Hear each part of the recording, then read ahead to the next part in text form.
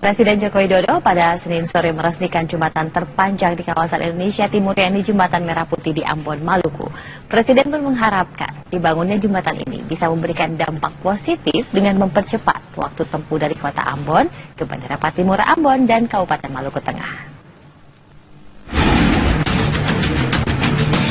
Setibanya di kota Ambon, Presiden Joko Widodo Senin sore langsung mengunjungi Jembatan Merah Putih. Dalam peresmian ini, Presiden Joko Widodo didampingi Menteri Pekerjaan Umum dan Perumahan Rakyat, sejumlah anggota DPR, pejabat Kementerian Pekerjaan Umum, dan Gubernur Maluku Said Assegaf. Dalam kunjungan kali ini, Presiden Joko Widodo meresmikan salah satu jembatan terpanjang di kawasan di Indonesia Timur, yakni Jembatan Merah Putih. Jembatan ini merupakan jembatan yang menghubungkan Desa Galala, Kecamatan Sirimau, dengan Desa Poka, Kecamatan Teluk Ambon Dalam. Presiden menyatakan, jembatan dengan panjang 1.140 meter ini dapat memberi dampak positif dengan mempercepat waktu tempuh dari kota Ambon ke Bandara Patimura Ambon, serta Kabupaten Maluku Tengah. Rencananya, Presiden meresmikan pelabuhan yang ada di wilayah Indonesia Timur seperti Pelabuhan Tobelo, Pelabuhan Galela, Pelabuhan Tutuk Kembong, Pelabuhan Wonreli, serta Pelabuhan Teor. Ya, tadi kan semuanya sudah saya sampaikan bahwa yang namanya infrastruktur itu dalam bentuk apapun itu harus dan wajib. Baik dalam bentuk jalur kereta api, jalan tol, pelabuhan, kemudian airport, semuanya. Jembatan seperti semuanya harus, karena ini akan menaikkan produktivitas, akan memperkuat kompetitiveness kita, daya saing kita. Sehingga ini setelah dari sini kita akan meresmikan pelabuhan-pelabuhan yang ada di timur. Ada berapa? 35.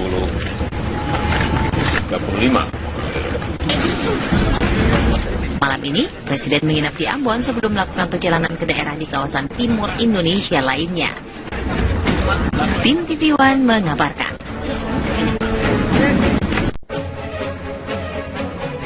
Anda kembali di Prime Time News, pemirsa. Kabar pemecatan kader PKS Fahri Hamzah kembali mencuat. Sebuah surat dari Majelis Tahkim Partai Keadilan Sejahtera terkait putusan pemecatan Wakil Ketua DPR ini beredar luas melalui media sosial.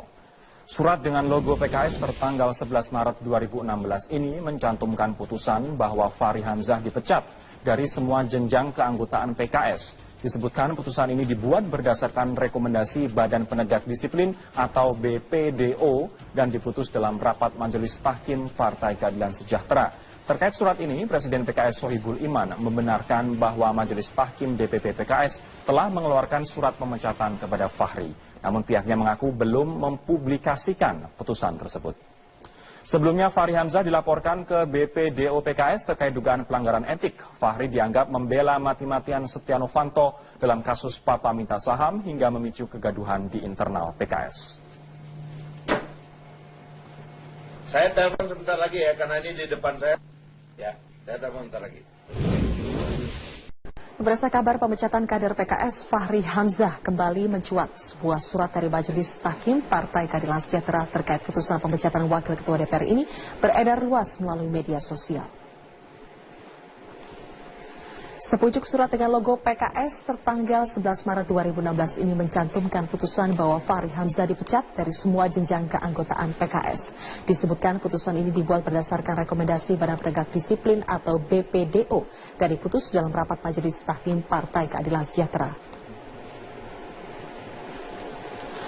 Terkait surat ini, Presiden PKS Sohibul Iman membenarkan bahwa Majelis Tahkim DPP PKS telah mengeluarkan surat pemecatan kepada Fahri. Namun pihaknya mengaku belum mempublikasikan putusan ini. Sebelumnya Fahri Hamzah dilaporkan ke BPDO PKS terkait dugaan pelanggaran etik. Fahri dianggap membela mati-matian Setia Novanto dalam kasus Papa minta saham hingga memicu kegaduhan di internal PKS.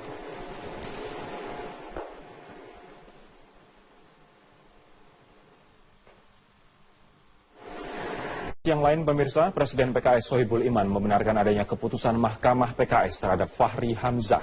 Sebelumnya beredar informasi bahwa DPP PKS memecat Fahri Hamzah dari keanggotaan PKS. Informasi pemecatan Fahri Hamzah dari keanggotaan PKS terungkap dari beredarnya surat berlogo PKS tertanggal 11 Maret 2016 yang menyebutkan putusan Majelis Tahkim atau Mahkamah Partai DPP PKS.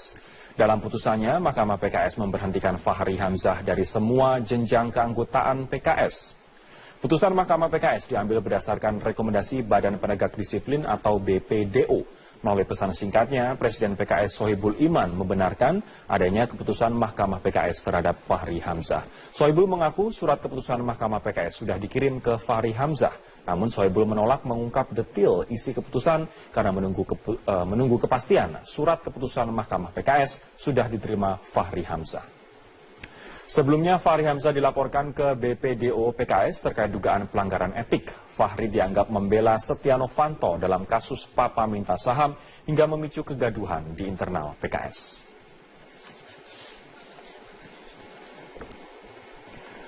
Fahri Hamzah belum memberikan pernyataan resmi terkait rumor pemecatannya sebagai anggota PKS. Namun kicauan Fahri di akun Twitter pribadinya seakan membenarkan adanya pemecatan terhadap dirinya. Melalui akun Twitter pribadinya, Fahri tidak secara eksplisit menyebut pemecatannya sebagai kader PKS. Namun isi tweet yang dilontarkan Fahri hari ini pada beberapa jam lalu tersirat ungkapan penuh kiasan yang bisa dikaitkan pada sikapnya terhadap rumor pemecatan dirinya. Fahri juga menuliskan status menolak takut pada biodata akun Twitternya.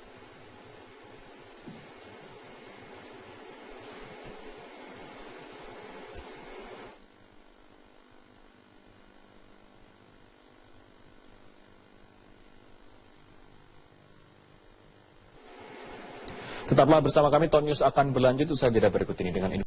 Pemirsa, sejak awal proyek reklamasi Teluk Jakarta telah menuai protes dari berbagai pihak. Proyek tersebut dianggap mengancam lingkungan sekitarnya dan berpotensi memperparah banjir Jakarta. Dari segi regulasi, proyek reklamasi juga disebut-sebut menyalahi peraturan tentang Undang-Undang Lingkungan Hidup dan Pengelolaan Wilayah Pesisir. Namun, bagaimana bisa proyek ini terus bergulir di tengah banyaknya penolakan? Lalu siapa lagi nama yang akan terseret dalam raperda reklamasi yang berujung korupsi ini? Kami akan membahasnya dalam dialog Prime Time News kali ini. Bersama saya, Rory Asyari.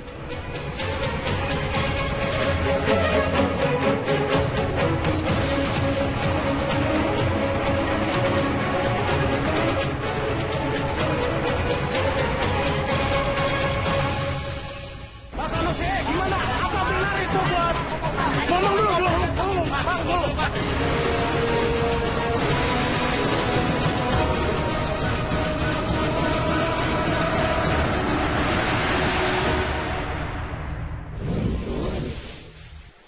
Komisi Pemberantasan Korupsi menetapkan status cegah untuk Sugianto Kusuma atau Aguan Sugianto, bos perusahaan properti ternama Agung Sedayu Group. Aguan dicegah ke luar negeri terkait kasus suap yang melibatkan anggota DPRD DKI Jakarta M. Sanusi Kamis 31 Maret lalu. Pencegahan ini dilakukan setelah KPK berkoordinasi dengan Ditjen Imigrasi Kemenkumham. Menurut informasi yang kami himpun, pengusaha tersebut dicegah per tanggal 1 April 2016 hingga 6 bulan ke depan. Sebelumnya, KPK telah resmi menahan Presiden Direktur PT Agung Podomoro Land beserta anak buahnya karena diduga menyuap untuk memuluskan rancangan peraturan daerah tentang reklamasi wilayah pantai Jakarta.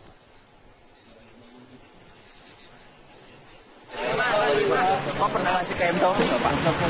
Ada permintaan dari Pak M. Taufik nggak, Pak? Waktu itu tutup saja. Pemirsa, terungkapnya kasus suap yang melibatkan Ketua Komisi D DPRD DKI Jakarta M. Sanusi membuka adanya permainan dalam pembahasan dua raperda yang memiliki keterkaitan dengan proyek reklamasi pembuatan 17 pulau buatan di pantai utara Jakarta. Pembahasan rancangan peraturan daerah atau raperda zonasi wilayah pesisir dan pulau-pulau kecil dan raperda tata ruang kawasan strategis pantai utara Jakarta di DPRD DKI Jakarta sempat alot. Pangkalnya ada pada pasal yang mengatur mengenai kewajiban pengembang di lahan pulau reklamasi. Dalam draft, pengembang wajib menyerahkan minimal 15% lahan pulau buatannya untuk fasilitas sosial dan fasilitas umum. Namun, muncul draft baru, kewajiban pengembang hanya 5%. Diduga munculnya draft baru itu menjadi pemicu batalnya rapat paripurna untuk mengesahkan raperda pada pertengahan Maret lalu. Dari 106 anggota DPRD DKI, hanya 50 orang yang hadir. Dari sejak pembatalan pengesahan raperda hingga tertangkapnya M. Sanusi, tidak diketahui pasti siapa yang mengubah pasal tersebut. Ketua DPRD DKI Prasetyo Edy mengaku saat ini perda zonasi pantai utara Jakarta masih dalam pembahasan di DPRD DKI. Kita tidak pernah mengatakan bisa masalah perda reklamasi, kita mengatur tata ruang. Ya, zonasi tata ruang. Jadi kita meminta kepada pengembang-pengembang ini kan dia sudah punya perdanya, sudah punya suratnya. Nah, di mana pemerintahan Provinsi DKI Jakarta, gitu loh. Nah, kita buatlah perda tata ruang untuk mengatur di mana kampung nelayan, di mana tempat tinggal nelayan, di mana pemerintahan ada lurah, camat, bupati atau koramil, polsek, itu kan harus diatur. Gubernur DKI Jakarta Basuki Cahayapurnama atau Ahok menegaskan Pemprov DKI yang berjuang mempertahankan kewajiban pengembang proyek reklamasi agar tetap pada angka 15%. Revisi perda ini adalah kewajiban 15%. Nah, kelihatannya mungkin, saya nggak tahu ini, meskipun penyidik, memang ada beberapa kali ngomong dengan laporan dari Pak Sekda dan Bu Tuti maupun Deputi, waktu ketemu Balegda mereka bilang bisa nggak 15%-nya dihilangkan, dianggap 5% dari tanah. Saya bilang nggak bisa, saya kasih disposisi, saya ancam Bapeda, Sekda, coba tanya sama mereka, saya ancam siapapun yang turunkan 15%, saya masalahkan. KPK memastikan uang yang diberikan kepada Sanusi merupakan suap dalam pembahasan kedua raperda yang memiliki keterkaitan dengan proyek reklamasi pembuatan 17 pulau buatan di pantai utara Jakarta. Dalam kasus ini terlihat bagaimana pengusaha mencoba mempengaruhi pemerintah daerah dan pembuat undang-undang tanpa menghiraukan kepentingan rakyat yang lebih besar, terutama yang berkaitan dengan lingkungan. Karena dari data yang kami dapatkan kelihatannya amdalnya belum diselesaikan dengan baik. KPK membuka peluang ada anggota DPRD lain yang ikut terlibat dalam kasus ini selain M. Sanusi. Untuk mengungkap kasus ini, KPK telah menggeledah sejumlah ruangan di 3 lantai DPRD DKI Jakarta. Salah satu ruangan yang digeledah adalah milik Wakil Ketua DPRD DKI Jakarta, M. Taufik, yang juga kakak kandung M. Sanusi. Tim Liputan, Metro TV. Proyek reklamasi wilayah pesisir Jakarta kembali mencuat pasca terungkapnya kasus suap yang menyeret Ketua Komisi D DPRD DKI Muhammad Sanusi dan pengusaha properti. Pimpinan KPK menyebut kasus suap ini merupakan grand corruption karena melibatkan proyek besar dan tidak menutup kemungkinan ada anggota DPRD lain yang ikut terlibat. Komisi Pemberantasan Korupsi kini telah menahan 3 orang terkait kasus dugaan suap Raperda DKI tentang rencana tata ruang kawasan strategis Pantai Jakarta Utara. Penahanan ini bermula dari operasi tangkap tangan KPK yang berhasil mengagalkan upaya suap yang diduga dilakukan oleh perusahaan properti ternama kepada Ketua Komisi D DPRD DKI Muhammad Sanusi. Selain Sanusi, KPK juga menahan sekretaris dan presiden direktur sebuah perusahaan properti ternama. KPK menyebut kasus ini sebagai grand corruption karena melibatkan proyek besar, korporasi besar, dan pengambil kebijakan dalam hal ini DPRD DKI Jakarta. Kasus ini menjadi contoh bagaimana korporasi mempengaruhi kebijakan publik untuk kepentingan kelompok. KPK pun menyatakan terbuka kemungkinan ada anggota DPRD lain yang ikut terlibat dalam kasus ini. Kami bisa mengatakan bahwa ini adalah bisa dikategorikan grand corruption. Karena dari awal kami berlima itu ingin menyasar korupsi-korupsi yang besar yang melibatkan swasta. Dan yang paling penting lagi adalah ini contoh paripurna di mana korporasi mempengaruhi kebijakan publik. Pengungkapan kasus korupsi ini terkait pembahasan Raperda tentang zonasi wilayah pesisir dan pulau-pulau kecil, serta rancangan peraturan daerah tentang rencana tata ruang kawasan strategis Pantai Jakarta Utara yang berhubungan dengan reklamasi 17 pulau di Teluk Jakarta. Dasar dari proyek reklamasi ini tertuang dalam keputusan Presiden dan Perda DKI yang dikeluarkan pada tahun 1995. Ketua DPRD DKI Prasetyo Edy mengatakan saat ini perda zonasi Pantai Utara Jakarta masih dalam pembahasan di DPRD DKI. Kita tidak pernah bisa masalah perda reklamasi, kita mengatur tata ruang. Ya, zonasi tata ruang. Jadi kita meminta kepada pengembang-pengembang ini kan dia sudah punya perdanya, sudah punya suratnya. Nah, di mana pemerintahan Provinsi DKI Jakarta? Gitu loh. Terkait revisi perda ini, Gubernur DKI Jakarta Basuki Cahayapurnama atau Ahok menyatakan bahwa Pemprov DKI telah mengajukan perubahan regulasi melalui penambahan retribusi bagi para pengembang. Namun Ahok mengungkap ada pertentangan atas usulan Pemprov DKI ini. Revisi Perda ini adalah kewajiban 15%. Nah, kelihatannya mungkin, saya nggak tahu ini, mesitu penyidik. Memang ada beberapa kali ngomong dengan laporan dari Pak Sekda dan Deputi maupun Deputi. Waktu ketemu Balegda, mereka bilang, bisa nggak 15%-nya dihilangkan, dianggap 5% dari tanah. Saya bilang nggak bisa. Saya kasih disposisi, saya ancam Bapeda, Sekda, coba tanya sama mereka, saya ancam. Siapapun yang turunkan 15%, saya masalahkan. Berarti korupsi. Kasus suap yang terkait dengan reklamasi kawasan pantai Jakarta Utara dinilai menjadi kasus yang cukup penting. Terlebih karena selama ini isu reklamasi banyak diributkan dan menuai banyak penolakan. Tim Liputan Metro TV. Pencegahan ini dilakukan setelah KPK berkoordinasi dengan Ditjen Imigrasi Kemenkumham. Menurut informasi yang kami himpun, pengusaha tersebut dicegah per tanggal 1 April 2016 hingga 6 bulan ke depan. Sebelumnya, KPK telah resmi menahan Presiden Direktur PT Agung Podomoro Land beserta anak buahnya karena diduga menyuap untuk memuluskan rancangan peraturan daerah tentang reklamasi wilayah pantai Jakarta.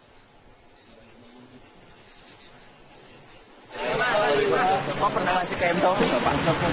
Ada permintaan dari Pak M Taufik nggak, Pak? Waktu itu. Pemirsa, terungkapnya kasus suap yang melibatkan Ketua Komisi D DPRD DKI Jakarta M Sanusi membuka adanya permainan dalam pembahasan 2 raperda yang memiliki keterkaitan dengan proyek reklamasi pembuatan 17 pulau buatan di pantai utara Jakarta. Pembahasan rancangan peraturan daerah atau raperda zonasi wilayah pesisir dan pulau-pulau kecil dan raperda tata ruang kawasan strategis pantai utara Jakarta di DPRD DKI Jakarta sempat alot. Pangkalnya ada pada pasal yang mengatur mengenai kewajiban pengembang di lahan pulau reklamasi.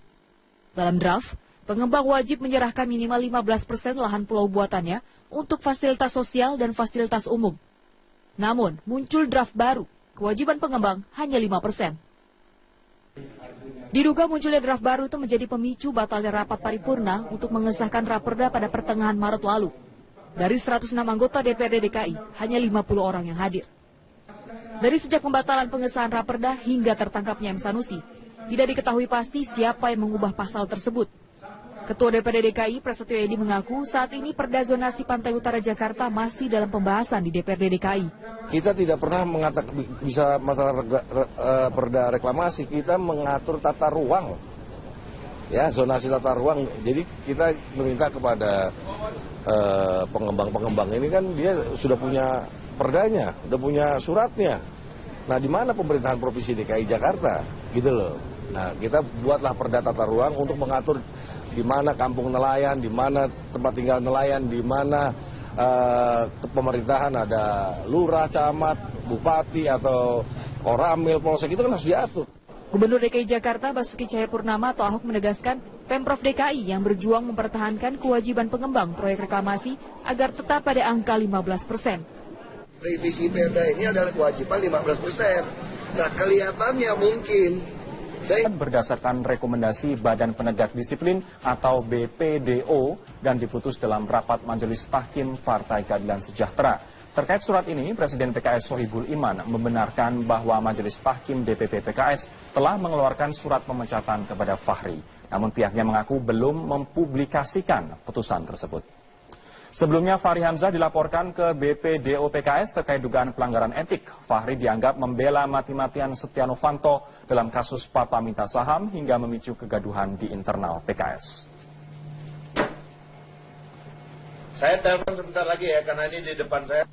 Ya, saya telepon sebentar lagi. Berdasarkan kabar pemecatan kader PKS, Fahri Hamzah kembali mencuat. Sebuah surat dari Majelis Tahkim Partai Keadilan Sejahtera terkait putusan pemecatan Wakil Ketua DPR ini beredar luas melalui media sosial. Sepucuk surat dengan logo PKS tertanggal 11 Maret 2016 ini mencantumkan putusan bahwa Fahri Hamzah dipecat dari semua jenjang keanggotaan PKS. Disebutkan putusan ini dibuat berdasarkan rekomendasi Badan Penegak Disiplin atau BPDO dan diputus dalam rapat Majelis Tahkim Partai Keadilan Sejahtera. Terkait surat ini, Presiden PKS Sohibul Iman membenarkan bahwa Majelis Tahkim DPP PKS telah mengeluarkan surat pemecatan kepada Fahri. Namun pihaknya mengaku belum mempublikasikan putusan ini. Sebelumnya Fahri Hamzah dilaporkan ke BPDO PKS terkait dugaan pelanggaran etik. Fahri dianggap membela mati-matian Setia Novanto dalam kasus pemamitan saham hingga memicu kegaduhan di internal PKS.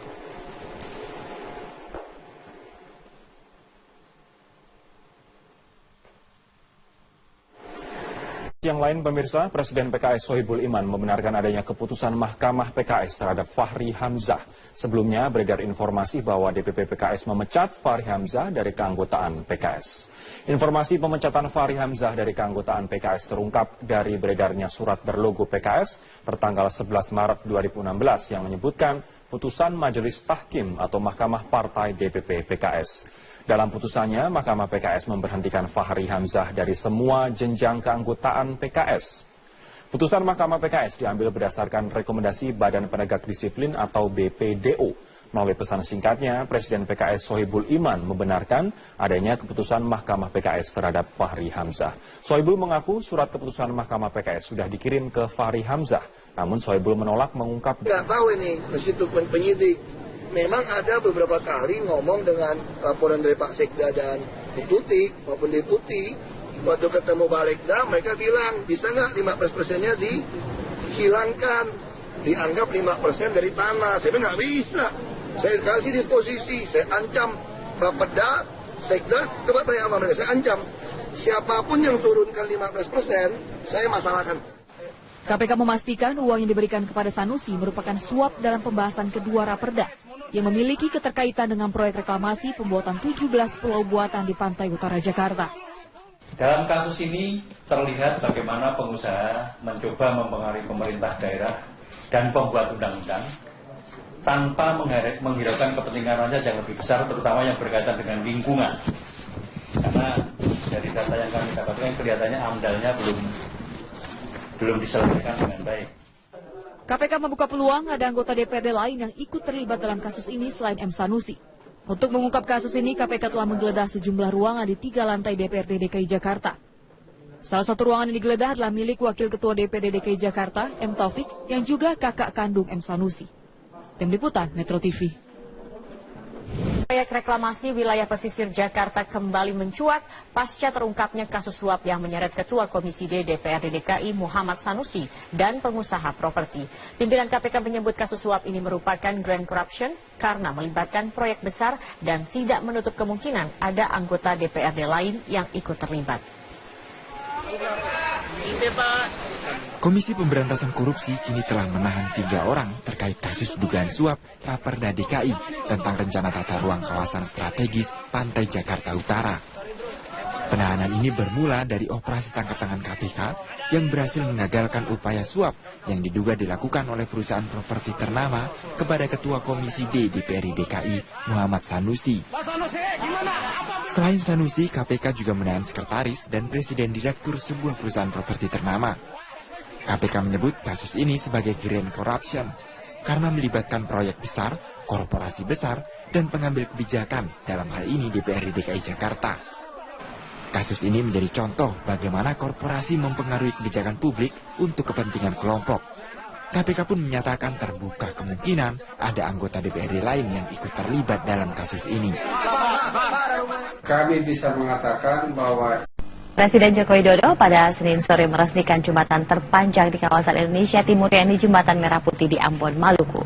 Presiden pun mengharapkan dibangunnya jembatan ini bisa memberikan dampak positif dengan mempercepat waktu tempuh dari kota Ambon ke Bandara Patimura Ambon dan Kabupaten Maluku Tengah. Setibanya di kota Ambon, Presiden Joko Widodo Senin sore langsung mengunjungi Jembatan Merah Putih.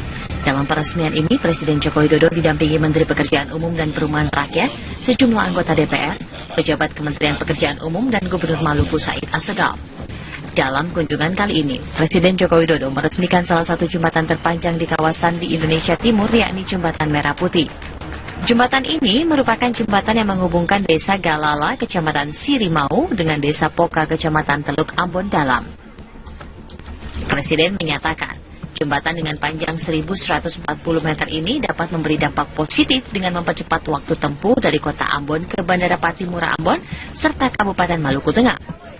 Rencananya, Presiden meresmikan pelabuhan yang ada di wilayah Indonesia Timur seperti Pelabuhan Tobelo, Pelabuhan Galela, Pelabuhan Tutuk Kembong, Pelabuhan Wonreli, serta Pelabuhan Teor. Ya tadi kan semuanya sudah saya sampaikan bahwa yang namanya infrastruktur itu dalam bentuk apapun itu harus dan wajib. Baik dalam bentuk jalur kereta api, jalan tol, pelabuhan, kemudian airport, semuanya. Jembatan seperti semuanya harus, karena ini akan menaikkan produktivitas, akan memperkuat kompetitiveness kita, daya saing kita. Sehingga ini setelah dari sini kita akan meresmikan pelabuhan-pelabuhan yang ada di timur. Ada berapa? 35. Malam ini, Presiden menginap di Ambon sebelum melakukan perjalanan ke daerah di kawasan timur Indonesia lainnya. Tim TV One mengabarkan.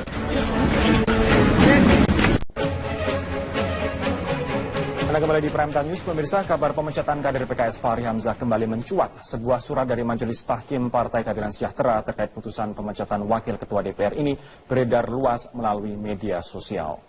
Surat dengan logo PKS tertanggal 11 Maret 2016 ini mencantumkan putusan bahwa Fahri Hamzah dipecat dari semua jenjang keanggotaan PKS. Disebutkan putusan ini dibuat detail isi keputusan karena menunggu kepastian surat keputusan Mahkamah PKS sudah diterima Fahri Hamzah.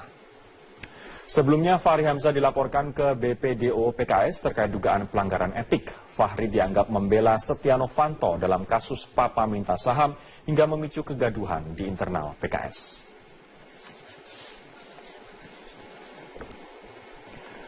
Fahri Hamzah belum memberikan pernyataan resmi terkait rumor pemecatannya sebagai anggota PKS. Namun kicauan Fahri di akun Twitter pribadinya seakan membenarkan adanya pemecatan terhadap dirinya. Melalui akun Twitter pribadinya, Fahri tidak secara eksplisit menyebut pemecatannya sebagai kader PKS. Namun isi tweet yang dilontarkan Fahri hari ini pada beberapa jam lalu tersirat ungkapan penuh kiasan yang bisa dikaitkan pada sikapnya terhadap rumor pemecatan dirinya. Fahri juga menuliskan status menolak takut pada biodata akun Twitternya.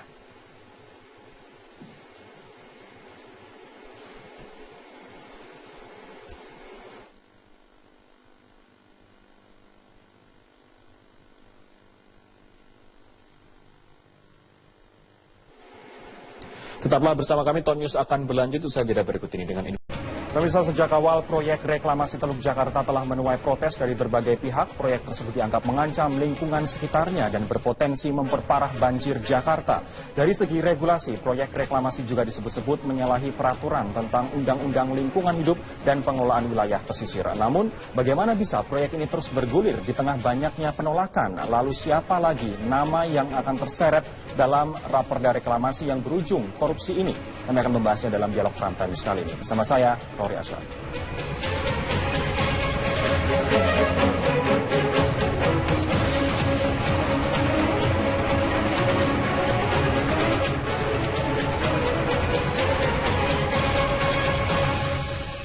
Pak Sanusi, gimana? Apa benar itu buat? Ngomong dulu. Pak, dulu.